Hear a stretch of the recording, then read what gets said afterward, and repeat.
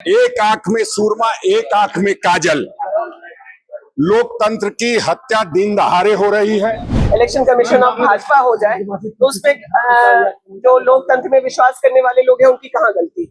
लेकिन इस लड़ाई को इस दौर में हम लोगों को लड़ना है और कदम कदम पर ये लड़ाई हम लोग को लड़नी पड़ रही है। वोट चोरी से बढ़कर के अब ये सीट चोरी तक पहुंच गए। इस प्रकार आप कह सकते हैं कि कांग्रेस को एक बड़ा झटका लगा है। कांग्रेस इस बात की दलील दे रही थी कि नटराजन के मामले में जिस तरीके से चुनाव आयोग ने फैसला लिया, ठीक वही फैसला परिमल नाथवानी के मामले में भी आए। ये कांग्रेस के लोगों, कांग्रेस के नेताओं की दलील थी, लेकिन कहीं न कहीं उनकी दलील को खारिज कर दिया गया। और इस वक्त की सबसे बड़ी खबर यह है कि परिमल नाथवानी का नॉमिनेशन में जो त्रुटियां थी, उस त्रुटियों को सुधार दिया गया है और उनका नॉमिनेशन स्वीकार कर लिया गया है।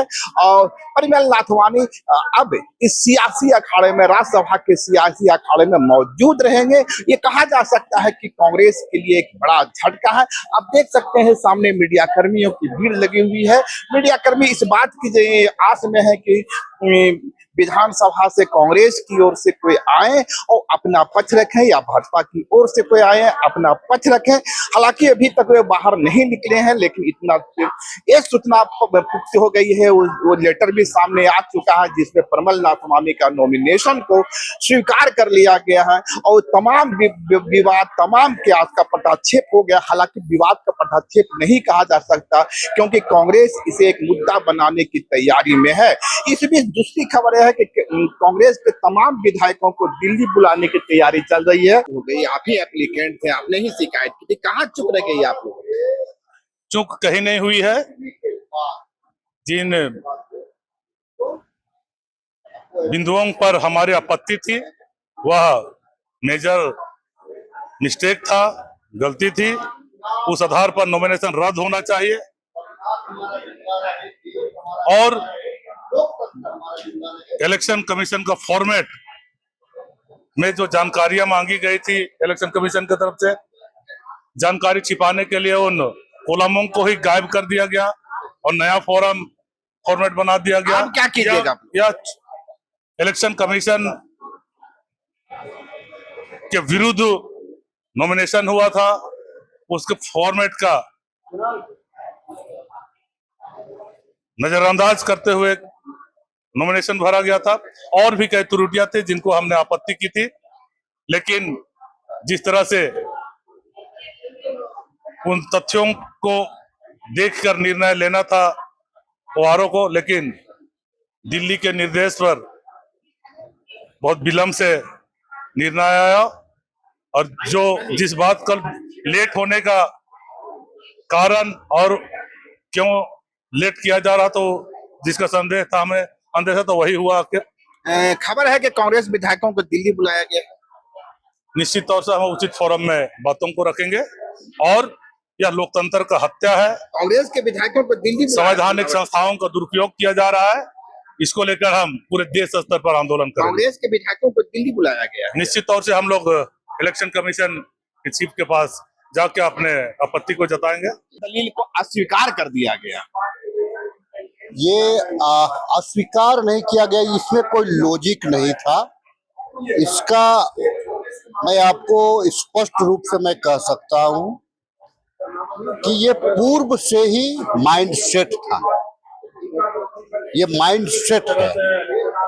जिस प्रकार से सारे एविडेंस देने के बाद, रूल रेगुलेशन देने के बाद, हमारे एक वरिष्ठतम एडवोकेट सलमान खुर्शीद को जिस प्रकार से नहीं घुसने दिया, जिस प्रकार से उनके विधायक बार बार लग रहा था कि उनके रिश्तेदार के यहाँ जा रहे हैं, इस प्रकार से किया, ये सीधा सीधी लोकतंत्र की गला घोट करके हत्या करने वाली। आप जितना फड़फड़ाते रहिएगा वो गला घोट चुका है, गला आपका टेटुआ चिपने का काम कर रहा है। ये चुनाव आयोग की निष्पक्षता पे पूरा देश आज संदिग्ध है। अगर ऐसे रहा तो यहाँ पे अर्थतंत्र ही पैसा ही जीतेगा, यहाँ पे जनमत का कोई आवश्यकता नहीं पड़ेगा। देखिए, एक आंख में सूरमा, एक आंख में काजल। लोकतंत्र की हत्या दिन दहाड़े हो रही है। हमने लगातार गुहार लगाने का काम किया और जिस तरह की छोटी सी शिकायत पर मध्य प्रदेश में मीनाक्षी नटराजन जी के पर्चा जो था उसको रद्द कर दिया गया और यहाँ उसी बात के लिए नए तरीके से उनको फॉर्म 26 भरने का अधिकार दिया गया, जबकि 3 बजे जब स्कूटनी की बात खत्म हो जाती है उसके बाद कोई भी फॉर्म नहीं लिया जा सकता है। हम लोग बार बार कहते रहे, हमारे जो राष्ट्रीय नेता भी हैं और वकील भी हैं और राज्यसभा के सांसद भी हैं, सलमान खुर्शीद साहब आए और उनकी बात भी नहीं सुनी गई, तभी हमें ये प्रतीत हो गया था कि सब कुछ गड़बड़ होने वाला है, लोकतंत्र की हत्या होने वाली है और अंततः लोकतंत्र की हत्या हुई है लोकतंत्र के मंदिर में। ये दुखद है।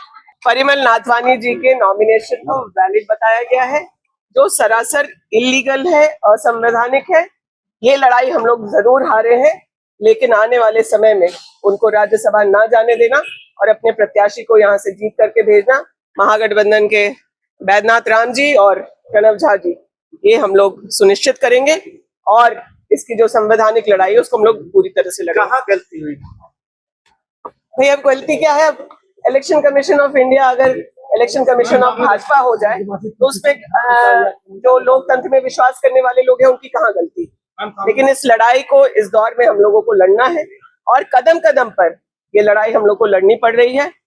वोट चोरी से बढ़कर के अब ये सीट चोरी तक पहुंच गए। एक नोटिस का हवाला दे करके मीनाक्षी नटराजन जी का नॉमिनेशन रद्द कर दिया जाता है और यहाँ गलत फॉर्मेट, इनकम्प्लीट फॉर्मेट, जो ग्राउंड है आपके नॉमिनेशन को रद्द करने का, उसको वैलिड बताया जा रहा है। हम लोग भी आश्चर्यचकित। आगे का स्टैंड क्या होगा? आप पार्टी में तय करेंगे।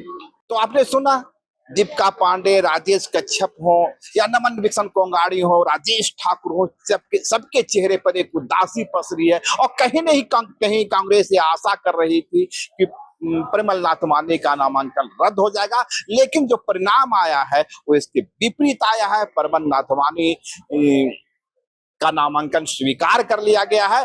अब वे सियासी अखाड़े में बने रहेंगे और इसके साथ ही कांग्रेस की ओर से अब हाउस ट्रेडिंग की आशंका एक बार फिर से उठाई जा रही है।